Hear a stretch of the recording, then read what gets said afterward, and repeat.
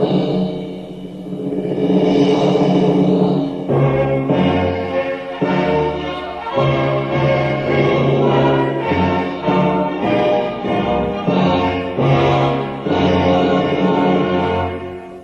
fellow Belizeans, the serenity of Christmas has given way now to the excitement of preparing for the new year.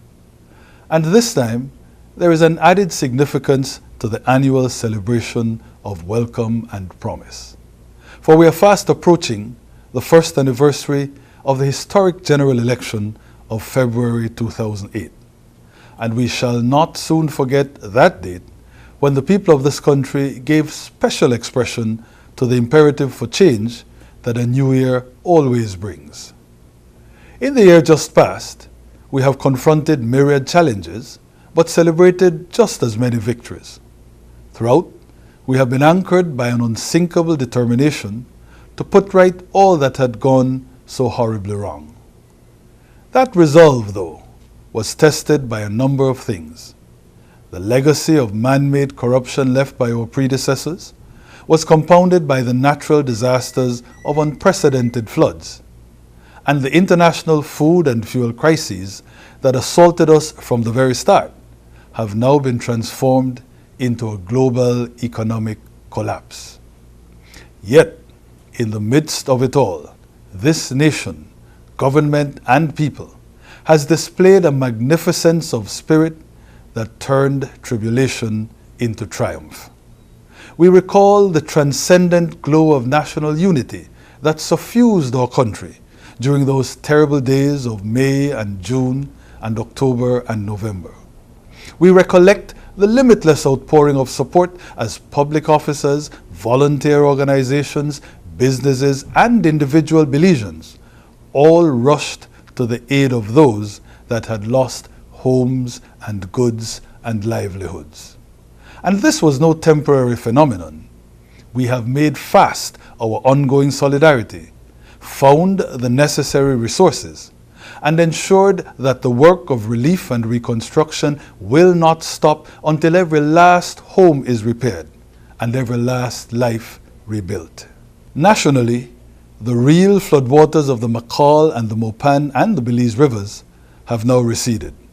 But internationally, the metaphorical floodwaters of the global inundation continue to advance. Government, though, prepared well in 2008, and so far we have avoided the worst of the crisis. Our tax relief measures have reduced the cost of medicines and medical care. They have also produced the lowest fuel prices in a decade. For the poor, we have provided increased financial assistance of up to $60 per week.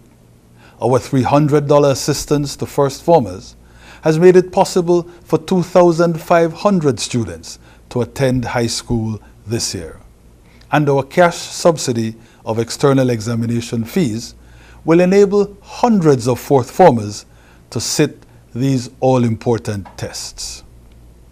We have instituted legislative and constitutional reform to make government truly answerable to the people. We have kept our promise to be an administration of inclusion, involving stakeholders for the first time in the selection of school textbooks and the development of the national budget. And it is my proudest boast that the corruption at the very top, which became endemic under the last government, has been utterly and completely eliminated. In the year ahead, we expect Belize to be tested like never before. The economic meltdown is universal, and we cannot escape unscathed. Local financing for our recurrent budget will be especially tricky, given the huge revenue losses caused by the dramatic fall in prices for our petroleum exports. But we are determined that our early successes should not prove to be just another false dawn. Our core mission of looking after the poor, creating jobs, and rebuilding infrastructure will remain intact. And because we have already succeeded in restoring the good name of Belize, our multilateral partners, friendly governments, and the international financial institutions are happy to help in underwriting our vision of Belizean progress. That is why we will begin to spend in 2009 the over $150 million already approved by the Caribbean Development Bank, the Inter-American Development Bank, and the European Union. This is money for bridges, roads, tourism, solid waste management, and rural financing. There is at least another $20 million for the new DFC, $20 million for infrastructure rehabilitation, and $20 million for social projects and credit to agriculture. Of course, the $20 million from Venezuela for housing will also be rolled out in the next couple of months. There is a reason why the welcoming of the new year is perhaps the most timeless and universal of our human rituals. It marks our resolve for progress, our determination to do better. It speaks, in other words, to the issue of hope, the fundamental condition of our existence on earth.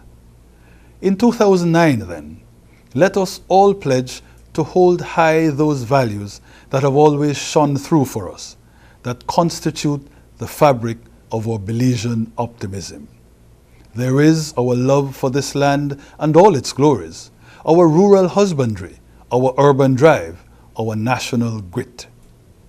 There is our sense that here almost everyone can be fortune's child, but thereby obliged to preserve and share the great bounty.